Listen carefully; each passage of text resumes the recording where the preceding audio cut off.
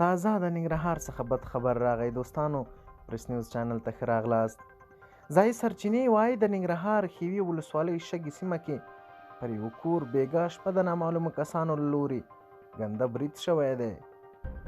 دا چې دا برید څنګه او چا کړی دی په ویډیو کې راسره وګورئ. دوستانو پریس نیوز چینل در سره ضرور سبسکرایب کړئ ترڅو زموږ ویډیوګانې تاسو ته در ورسیږي. ځایي سرچینې وایي چې د ننګرهار ښېوې ولسوالۍ کې پر یو کور بېګا شپه نامعلومو کسانو برید کړی دی چې 3 تنه یې وژلي، 15 نور ټپیان کړي دي. سرچینه زیاتوي چې وژل شویو کې یو میرمن او ماشوم هم شامل دي. د سرچینې له قوله بریدګرو یاد کسان په تیروتنو او چاقونو وژلي او ټپیان کړي دي.